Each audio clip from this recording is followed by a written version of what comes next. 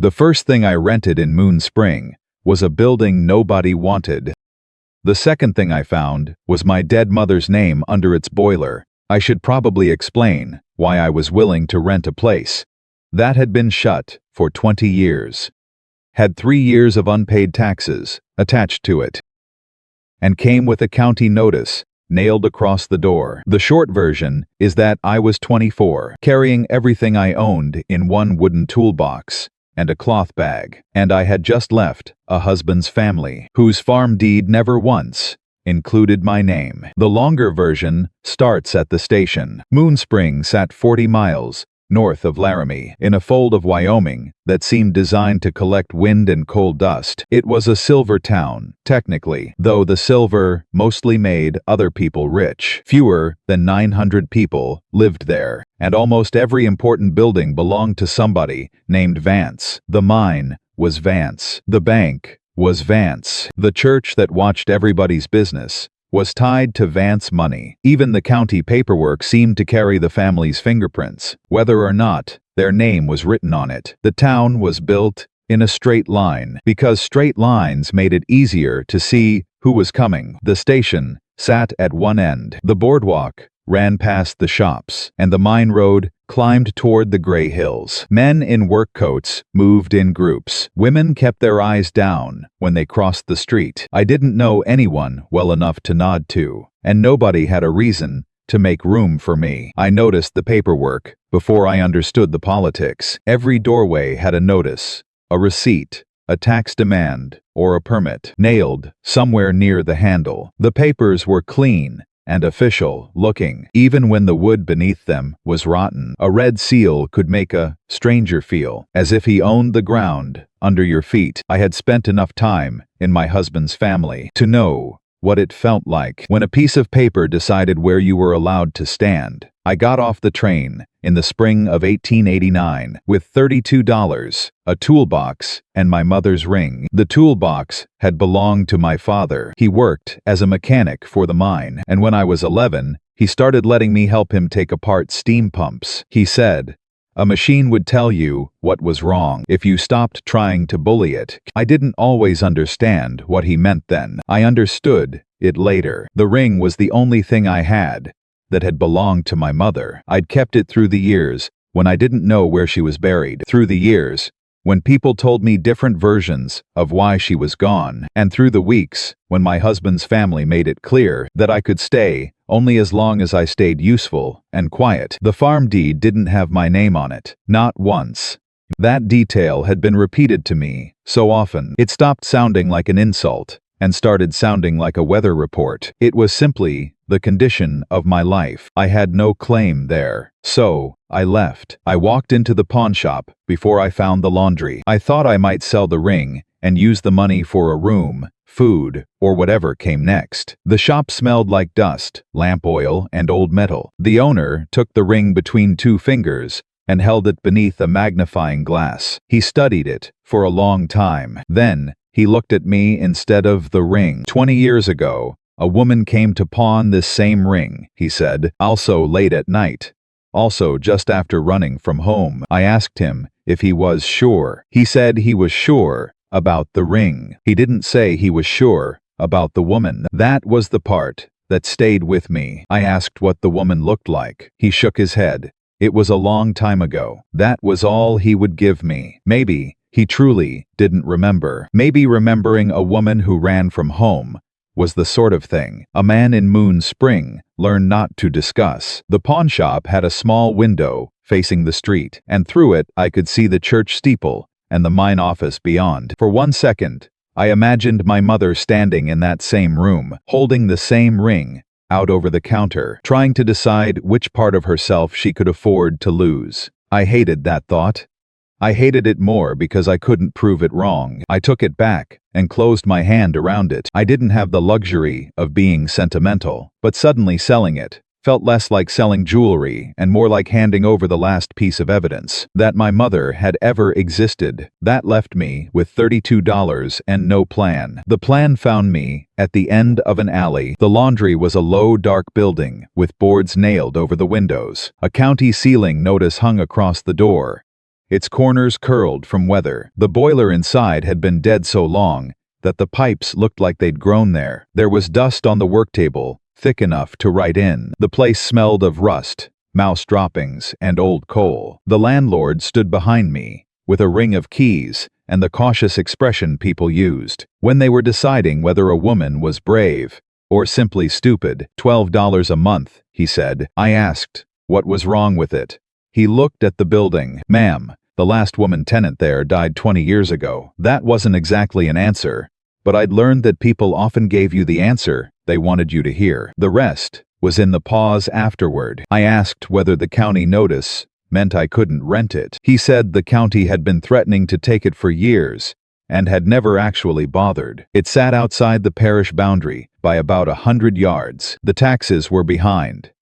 The boiler was dead. The windows were boarded. Nobody wanted to spend money making it usable, and nobody important wanted to admit they had forgotten it existed. I looked at the lock. Does the key work? He shrugged. The door does. I paid him $12. It was more than a third of everything I had. Afterward, I stood there with $20 left, a ring in my pocket, and a building that looked like it had been waiting for a funeral. I put the toolbox down and pulled a pry bar from the side. The landlord watched me measure the door with my eyes. You know the boiler's dead, he said. Most things are repairable, not everything. I didn't tell him that I wasn't asking the building to be kind to me. I only needed it to stay upright long enough for me to earn another month. If the laundry could run, even badly, I could wash shirts for minors, sheets for the boarding houses, and whatever else people were willing to carry through an alley to avoid paying the Vance Company store. He handed me the key. The metal was cold and sticky with old grease. I turned it once, and the lock refused. I turned it again, harder. Behind me, the landlord sighed, as if the building had just proved his point. The first nail came out crooked. The second snapped. The third made the whole board shudder. Then, something inside the door gave with a small click. It wasn't dramatic. No thunder. No sudden revelation. Just a rusted piece of metal, admitting that it could move. I pushed the door inward. Dust lifted in the cold air. For a moment, I could see the whole room in gray layers. The work table, the boiler, the belts hanging loose from the ceiling, the old washing drums, and the narrow back room where the light barely reached. The place looked less abandoned than paused, as if somebody had walked out halfway through a day and never come back. I set my toolbox on the work table. That was the first decision I made in Moon Spring that felt like mine. The boiler took 3 days to make any sense. The first day I cleared the ash box and removed a plate that had fused to the housing. The second day, I worked on the pressure valve. It had rusted into place, and every time I tried to turn it, the wrench slipped and scraped my knuckles. By evening, my fingers were black with oil and red at the joints. I kept thinking about my father's hands, not in a sentimental way. I remembered what he did when a pump refused to start. He didn't curse at it first. He listened. He put his palm against the metal and waited for the vibration. He said, machines had a language, but you had to be quiet long enough to hear it. So, I listened. The laundry had its own sounds. Wind striking the boards, a loose belt tapping the side of a wheel, water dripping somewhere behind the back wall. The boiler was silent, but not empty. There was still a shape to the pressure inside it, a history of heat trapped in metal. On the third day, I freed the valve. It turned a 1/4 inch. That was enough to make me laugh, which surprised me. I was covered in coal dust. My coat smelled like old grease, and I had $20 left to my name. Still, the valve moved. I wrote the repair in a small ledger because I wanted to know exactly what I had done and exactly what the machine still owed me. 1 valve cleaned, 2 leaks patched, 1 line capped before I arrived. The figures looked more trustworthy than the people I had left behind. A machine could fail you, but it usually left a reason. The first time I lit the boiler, the flame went out twice. The third time it held, I kept my hand near the draft control and watched the needle rise. When it reached the first mark, I shut the feed and waited. Nothing exploded. No pipe split. Steam crawled along the line, and made a dark patch on the wall, where the old plaster had dried. I remember thinking that the laundry didn't need to become respectable. It only needed to become useful. I cleaned the pipes, patched 2 leaks, and found a section of line that had been cut and capped rather than broken. Whoever had closed the laundry had done it in a hurry, but not carelessly. They had shut down the machine. They hadn't destroyed it. That distinction bothered me. On the 4th day, I managed to bring a little heat into the boiler. On the 5th, the pipes trembled. On the 6th, one of the washing drums turned when I pushed the belt by hand. On the 7th day, the machine answered. The boiler coughed. Steam moved through the line. One of the pipes rattled against the wall, and then the whole system settled into a low, uneven breathing sound. I stood there with both hands braced against the work table, listening. It wasn't a beautiful sound. It was rough and metallic and a little dangerous, but it was alive. That morning, I had found a folded scrap of cloth behind the boiler. It was stiff with dust, and underneath it the floorboards were darker than the rest. I assumed it was a patch from some old repair. The boiler had been sitting there for 20 years. Floors shifted, wood warped. Buildings kept secrets all the time, usually because nobody bothered to ask them anything. After the machine started, I noticed the board again. I tapped it with the handle of my wrench. The sound came back hollow. I tapped the boards beside it. Solid. I tapped the first one again. Hollow. I knelt down and ran my fingers along the seam. The wood was old, but the edge had been cut cleanly. Someone had made this opening and then covered it with the boiler base. I told myself there could be a dozen ordinary explanations. A pipe access, a maintenance space, a place to hide coal coupons or spare belts, a previous owner's bad idea. I also told myself I should wait until morning. I didn't. There was no good reason for the impatience. I had been in Moon Spring less than a week. I had no customer list, no proper supplies, and no idea who had once worked in the laundry. I could have covered the board and asked someone in daylight, but the whole town seemed to be built around things.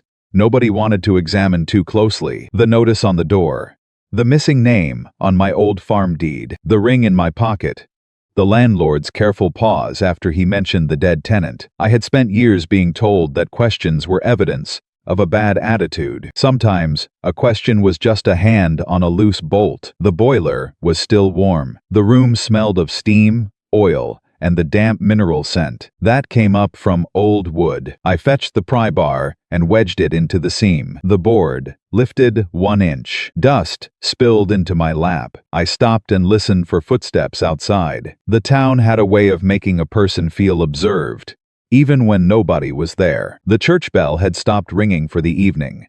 The wind pressed against the boards. Somewhere down the alley, a horse kicked at a stall door. I pulled again.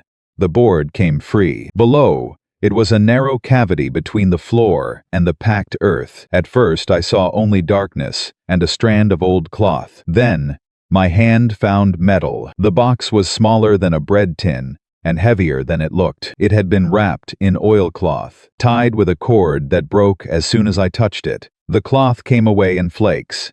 The tin beneath was spotted with rust but still closed. There was a faint smell inside the oilcloth, something like damp wool and old smoke. I thought about putting the box back. That was the sensible thing. The building was already a legal problem, and I had no idea whether opening a hidden box could turn it into a criminal one. In a town where the same family controlled the bank, the mine, and the paperwork, sensible choices had a way of becoming expensive choices. I wiped my hands on a rag and checked the door. The boards were still in place. No one was standing in the alley. The only person who knew I had rented the laundry was the landlord, and he had seemed more interested in getting his $12 than in what I did with the walls. So I carried the box to the work table and set the lamp beside it. I carried it to the work table. For a few seconds, I just stood there with my hand on the lid. The room had gone very quiet. Even the boiler seemed to be waiting. I used the tip of a screwdriver to work around the rim. The lid resisted, then shifted with a dry scrape. Inside were folded papers, a narrow ledger, and one sheet separated from the rest, as if someone had wanted it found first, or had wanted it kept apart. The paper was yellow and brittle, Across the top, in faded ink, was the year 1869. Below, it was a list of 7 names. Each name had been crossed out in red. Beside each one, written in the same small hand, were the same 3 words: returned to husband. I read the phrase once, then again. It sounded harmless if you didn't look at the red lines. It sounded like a woman had gone home, like a quarrel had ended, like a town had tidied up a loose thread. But the ink had been pressed hard enough to mark the paper. Whoever crossed out those names had wanted the line to stay dead. I moved the sheet closer to the lamp. The first name was written clearly: Elena Hart. My mother, my mother. I said it out loud, even though there was nobody in the laundry to hear me. The name sounded different in that room. At home, Elena Hart had been a name people used when they wanted to end a conversation. She died. She was sick. She couldn't manage. Don't ask about it. On that sheet, her name was only one line in a list. It was crossed out in red, with return to husband written beside it like a final explanation. I read the other 6 names, but I couldn't keep them in my head. They blurred together around Elena's. I folded the paper once, then unfolded it because the crease ran too close to the ink. I put it back in the tin box, closed the lid, and sat on the edge of the work table until the boiler cooled. The next morning, I went looking for Dolores. I didn't know her address. In Moon Spring, though, people knew where the old widow lived because they knew where every old widow lived. Her house stood behind the church in a narrow yard with a fence that leaned toward the road. She opened the door before I knocked twice. She looked at the roster in my hand and didn't ask where I'd found it. You opened the floor, she said. There was a box under the boiler. I know. That answer stopped me. Dolores stepped aside and let me in. Her kitchen was warm, but the windows were cloudy with soot, and the shelves held the kind of jars people kept, because throwing out an empty jar felt wasteful. She took the paper from me and laid it flat on the table. For a while she did nothing but look at the red crossings. She had the same expression my father used when a pump had cracked inside the casing, and there was no point pretending the repair would be simple. Did you know it was there? I asked. I knew that floor had been closed for a reason. I didn't know what someone had left beneath it. Who put it there? The sort of person who wanted the truth close enough to touch and far enough away to deny. That was the first answer she gave me that sounded like a warning. I kept that key for 20 years, she said. I kept the door shut because that was what I was told to do. Then, I kept it shut because nobody came back. I asked who the women were. She tapped the first line with one finger. They were women who believed the law meant what it said. In December of 1869, Wyoming Territory had passed a law allowing women to own property, apply for homesteads on their own, vote, and serve on juries. On paper, it was the kind of law people repeated proudly in newspapers. In Moon Spring, the law had to pass through a county clerk's pen and a red wax seal. Both belonged, in one way or another, to the Vance family. 7 women went to the county registry that winter. Elena was the first. She went 3 times,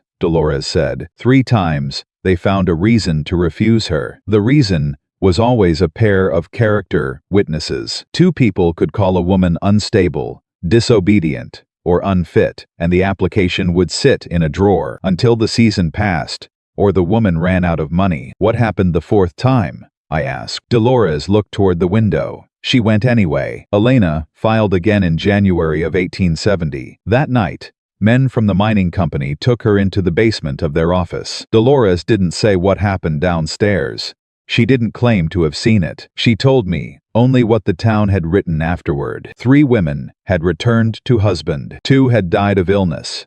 1 had been sent to a state institution. Elena had died of nervous exhaustion, naturally. And the land? I asked. The land didn't die. That was the first time Dolores looked directly at me. The land went somewhere. I asked why nobody had challenged it. Dolores gave a small, tired shrug. Challenge what?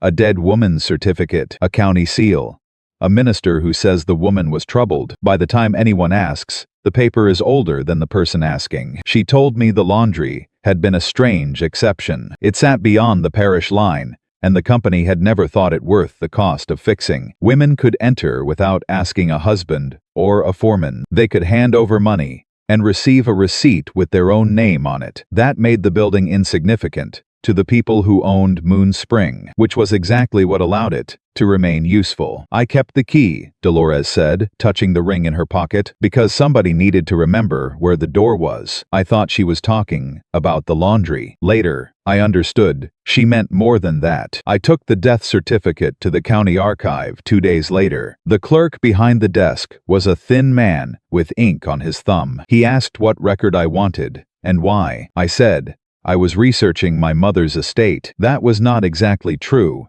but it was close enough to the truth that I could say it without lowering my eyes. He brought me a folder tied with gray string. The certificate was clean at first glance. The paper was official. The seal was intact. The words were neat. Nervous exhaustion, natural death. I held it under the window. The light came in from the side, weak and pale. That was when I saw the scar in the paper. Someone had scraped away a line, not erased it, scraped it. The fibers were rough, where a blade had passed over them. I angled the certificate again, and the letters beneath the new ink appeared one by one. Unnatural death. I traced the scraped letters without touching them. The phrase was faint, but it had survived because whoever changed the page had been in a hurry, or had believed no one would ever angle the paper toward the light. That was the thing about official records. People trusted the front surface. They forgot the page had a back, a thickness, a history of hands. I asked the clerk whether there was a second copy. He said the county record was the record. I asked whether the death had been investigated. He said it was certified. That was not the same answer, and we both knew it. I put the paper down. The clerk asked if I had found what I needed. I said, I'm still looking. He reached for the folder, but I kept my hand on it. Who altered this? I asked. He looked at the certificate, then at me. His face didn't change, but his thumb disappeared beneath the edge of the desk. Records get corrected, he said. That isn't a correction. You should take it up with the county. The county was the room we were standing in. The county was the seal on the page, the desk beneath his hand, and the bank across the street. I understood then that asking the wrong person a direct question was a way of warning him that you had started keeping track. I made a copy as best I could with notes in my own ledger. I wrote the visible wording. I wrote the scraped wording. I wrote the date. I wrote the name of the clerk, even though he never gave it to me. Then I went back to the laundry. The first woman came in because she needed to wash 2 sacks of work clothes and couldn't afford the boarding house rate. The second came because her husband had taken her money and she wanted to know whether he could legally do it. The third didn't say why she was there. She sat on a bench in the back room with her hands folded and watched me repair a belt. I didn't tell them about Elena right away. I told them the rules I wished someone had told my mother. First, if you earn money, know exactly where it goes. Second, don't keep every coin in the place your husband checks first. Third, read the paper before you put down a thumbprint. That last one made people laugh sometimes. Not because it was funny, exactly. It was the kind of laugh people used when a rule sounded obvious, only after someone had already been hurt by ignoring it. The laundry became busy in a way I hadn't planned. Women came to wash, then stayed to ask questions. They brought receipts, notices, folded contracts, and papers with red seals. Some couldn't read. Some could read but had been trained to believe that a man who held the document must understand it better than they did. I read everything, slowly. The back room smelled of kerosene and damp cloth. In winter, the boiler heat traveled through the wall, and the women sat close enough to feel it through their skirts. We kept a bench under the window and another beside the coal bin. By the following winter, 39 women had sat there. Some came only once. Some came every week. A few brought questions they had been carrying, longer than they had been carrying the paper in their hands. I never promised that knowing the rules would make the rules fair. I told them it would at least let them see the trap before they stepped into it. One woman brought a paper with a red seal and asked me what voluntary meant. I told her it meant someone wanted the document to sound as if she had chosen. She stared at the line for a long time. What if I did choose it? She asked. Then you should still know what you chose. She folded the paper and put it inside her coat. After that, more papers came. I didn't call it a school. I didn't call it a meeting house. Names attracted attention, and attention was expensive. It was just the back room of a laundry, where women could keep their hands busy while they learned what a signature could do. Dolores came twice a week. She never took the best seat. She sat near the door, with the key ring in her pocket, and listened while I explained how a debt could become a mortgage, and how a mortgage could become a claim. The more I taught, the more papers people brought me. That was how I found the first transfer. It carried the Vance Land Company's red wax seal. The document said the property had been transferred voluntarily. The signature at the bottom looked like Elena's. I thought it was a mistake. Then I found another. Then 5 more. I spread them across the work table. After closing, the papers made a clean white line against the black wood. Each one had a date, a parcel, a woman's name, and the same language about voluntary transfer. Each one carried the Vance seal. Each one was signed in my mother's handwriting. Elena had been dead for 20 years. I checked the letters the way my father had taught me to check a machine. I looked for what repeated: the long stroke on the H, the way the T crossed high, the pressure at the end of a word. It was the same hand every time. By the time I counted them, there were 174 deeds. They covered 20 years. I stopped thinking of the laundry as a place where I had found a secret. It was a place where someone had left a trail. The Vance Company noticed that I was following it. The first notice was for back taxes. It arrived folded beneath the door, even though I had paid the landlord what he asked. The next week, the coal delivery didn't come. When I asked at the company office, a clerk told me my account had been reviewed. The notice called the laundry an unsafe structure. The same building had been unsafe for 20 years, but it had become urgent only after women started using it. I pinned the paper beside the boiler schedule. The women read it while they waited for their clothes. Nobody laughed. They had all seen how quickly a harmless phrase could become a locked door. I didn't have an account with them. The following month, a mortgage appeared against a small parcel belonging to one of the women who used the back room. She swore she had never signed it. The seal looked real. The signature looked wrong. Then, the church women stopped bringing laundry. Nobody said they had been told to stop. They simply began crossing the street when they saw me. A man I had never met warned me that too much curiosity could make a woman difficult to place. I asked him what that meant. He said, "It means people remember." I thought about the red lines on the old roster. People remembered whatever the paper told them to remember. The 174 deeds explained the land. They didn't explain the children. Dolores was the one who told me where to look. The orphanage kept an old roster in a basement beneath the main building. Lists were easy to forget when nobody wanted to find the people on them. I went there near the end of the week, carrying my ledger under my coat. The basement smelled of wet stone, boiled starch, and old paper. A caretaker unlocked a room with shelves along 3 walls. He told me the records were not arranged for visitors. I said I wasn't a visitor. He asked what I was. I looked at the shelves. "I'm looking for names." He didn't like that answer, but he moved aside. I could tell he expected me to search for one child, perhaps a relative, perhaps a mistake that would make the rest of the records unimportant. I didn't tell him that I had already learned a list could be a weapon. The old roster in the laundry had reduced 7 women to crossed-out lines. I wanted to know how many children had been reduced the same way. There were boxes stacked beneath the lowest shelf. Some had dates. Some had only initials.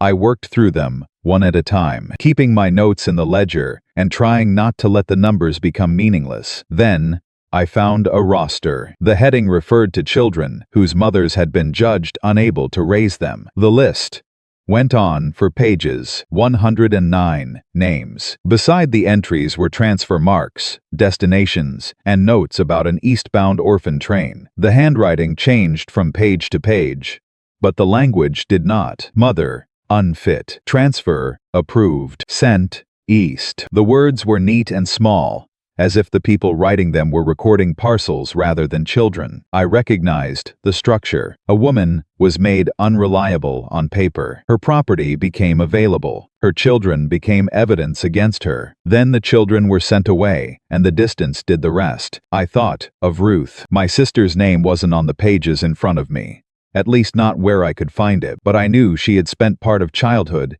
in an orphanage. I had spent years treating that fact as a private family sorrow. In that basement, surrounded by 109 names, I saw how private sorrow could be manufactured by a public system. I read the first page. Then, I read the last. The children were not an accident beside the land records. They were part of the same system. Take the mother's land.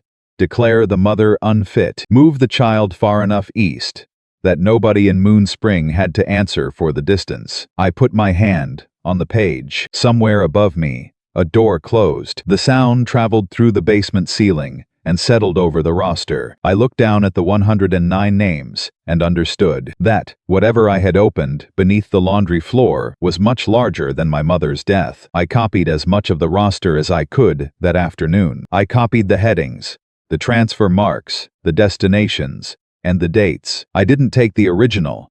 I knew what happened to records when the wrong person realized they mattered. A page could disappear. A box could burn. A basement could flood at exactly the right time. Before I left, I checked the shelf behind me twice. I wanted to remember the room exactly. The lowest box with the broken corner. The water stain above the ledger. The lock on the record's door. Evidence was not only what a page said. Sometimes it was where the page had been kept, who had access to it, and how long somebody had expected nobody to look. I carried my notes back to the laundry, under my coat. The women were waiting for me. They had seen the notice from the county. They knew the coal had been cut off. One of them had heard that the Vance Company was asking questions about who came through our door. Nobody asked me whether the situation was dangerous. They already knew. Dolores stood beside the boiler, with the old key ring in her hand. "What did you find?" she asked. I put the ledger on the work table. 109 children. The room went quiet in a way I had come to recognize. It wasn't surprise. It was the sound people made when a number became a person in their mind. I explained the records. Mothers judged unfit. Children transferred. Eastbound trains. I said. The names had been written down, but the writing didn't say where the children were now. It only said where the system had sent them. One of the women asked whether we could find them. I told her I didn't know. That was the most honest answer I had. The next morning, we began putting the evidence in order. The laundry became an office before it became a courtroom. We cleared the work table. We laid out the 174 deeds by date. We separated the ledgers from the tax notices and kept the death certificate in a cloth sleeve, so nobody would have to touch the scraped surface more than necessary. The women made lists. Not the kind of lists the county made, where a person could be reduced to a mark beside a sentence. These lists had questions. Who owned the parcel before the transfer? When did the woman disappear? Who signed? Which seal was used? What happened to her children? The questions made the pile of paper feel less powerful. We worked after the laundry closed, with the boiler ticking and the last of the day's water cooling in the tubs. Someone copied dates, while someone else read them aloud. Dolores kept the old roster on a separate piece of cloth. She wouldn't let it lie directly on the newer papers, as if the red ink might soak into them. I made a column for facts and a column for what the documents claimed. Those two columns were rarely the same. A woman was alive in one account and returned to husband in another. A parcel changed hands, while the person named on the deed was already dead. A child was recorded as unfit to remain with a mother whose name disappeared from the land file the same week. The pattern became harder to deny as the pile grew. We compared the handwriting on the deeds with the few samples we could find in old letters and account books. Elena's hand had a particular slant. The capital H leaned forward. The final stroke in her T's rose high and then dropped sharply. On the first few deeds, the writing looked natural. On the later ones, it looked practiced, as if someone had studied it and forgotten that a person's hand changes with fatigue, weather, and age. Still, it was close enough to fool anyone who wanted to be fooled. I kept thinking about the phrase, voluntary. It appeared on every transfer, voluntary sale, voluntary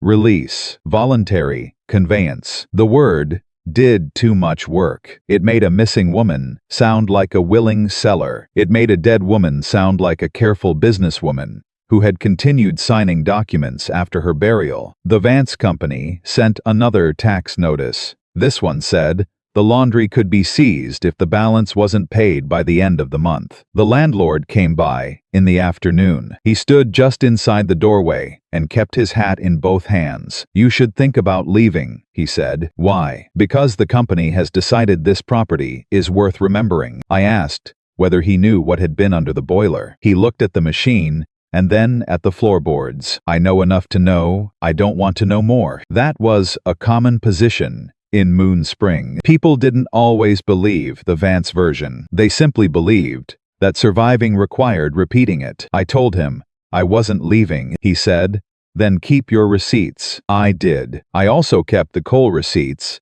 the laundry receipts, and the notices that said the building was unfit. I kept every envelope. When one of the women asked why I saved things that frightened me, I told her that fear was easier to handle when it had a date written on it. The pressure changed the way people entered the laundry. They paused outside. They looked down the alley. They waited for someone else to open the door. Inside, the work continued. A shirt still needed washing. A child still needed a dry blanket. A woman still needed to know whether the paper in her hand meant she was selling her land. That ordinary work was the strongest answer we had. The company wanted the building to look like a legal nuisance. Every clean receipt and every repaired machine said it was a place where people lived and worked. By the fall of 1891, the case had reached the county court. I had expected the courtroom to feel important. Instead, it felt like another room with bad light and too many papers. The benches were hard. The windows rattled when the wind came down from the pass. Men from the mine sat along one wall. Church officials sat behind them. The Vance representatives had clean collars, polished shoes, and folders tied with new string. Our papers looked older. That didn't make them weaker. It only meant they had been carried more. I had never spoken in a courtroom before. I knew how to explain a pressure valve. I knew how to point out a leak. I knew how to say, this line was cut before I arrived, and this bolt was replaced after the boiler was shut down. The legal words were different, but the discipline was the same. Start with what you can show. Don't claim what you can't prove. Don't let somebody else's confidence make you doubt the measurement in front of you. The women sat together near the back. Dolores wore a dark dress with a clean collar. She held the key ring in her lap. I could hear the metal touch whenever she shifted her hands. The first documents presented were the ledgers and the 174 deeds. The argument from the Vance side was that the transfers were voluntary and that the company had acted as a lawful administrator of property abandoned or willingly surrendered. I listened to the word abandoned and felt my hands tighten in my lap. The women in the laundry had taught me not to interrupt a lie too early. Let it finish. Let it put on all its clothes, then point to the seam. The handwriting comparison came next. The evidence showed that the same hand appeared on deeds, dated years after Elena's recorded death. The Vance representatives said handwriting could be imitated. That was true. They said records could contain clerical errors. That was also true. They did not explain why the errors all moved land in the same direction. They did not explain why every transfer carried the same seal. They did not explain how a woman declared dead could sign 174 separate documents over 2 decades. The death certificate was passed across the table. The official wording was read first. Nervous exhaustion, natural death. Then, the paper was angled toward the window. The scraped surface caught the light. Unnatural death. Nobody spoke for several seconds. The Vance representative said the underlying marks were inconclusive. He said old paper could be damaged. He said grief could make a daughter see patterns where there were none. I didn't answer him. The paper was the answer. I watched the officials look at the certificate and then look away from it. That was when I understood how close a record could come to speaking for itself, and how much effort people could spend refusing to hear it. Then, We brought in the machine. The repaired steam apparatus still carried the black marks of the laundry. It looked out of place among the benches and polished shoes. One of the officials asked why it was relevant. I said, the laundry had been described as abandoned and unusable. The machine showed that it had been maintained. It showed that the building had been occupied, repaired, and operating under a woman's hands. It showed that the work done there was real,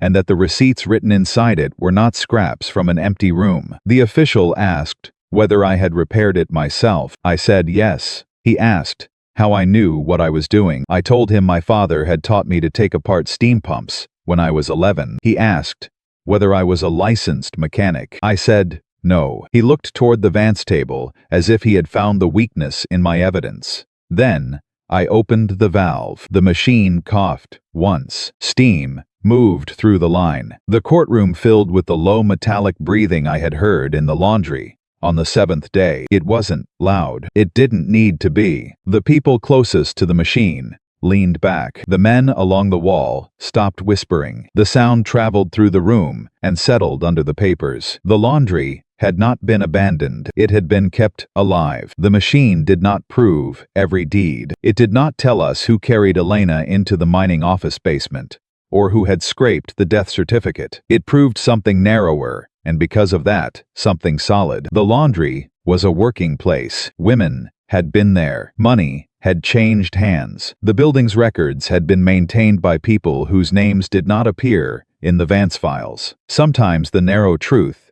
is the one that opens the larger door. The court dissolved the Vance family trust. There was no confession. No Vance man stood up and admitted that a dead woman's hand had been used to sign away living women's land. The trust simply lost the protection that had made all those papers seem permanent. That was the strange part of the victory. Nothing exploded. Nobody shouted. The room didn't become fair because one ruling had been made. When the ruling was read, Dolores closed her eyes. One of the women beside her gripped the edge of the bench. I looked toward the Vance table, waiting for the room to change around them. It didn't. Their folders were still there. Their shoes were still polished. The same wind still struck the windows. But the papers no longer stood alone. They had been compared, questioned, and placed in a public record that did not belong entirely to them. But a door opened. The roster of 109 children was made public after the case. People wrote letters. Clerks searched county records. Families who had been told not to ask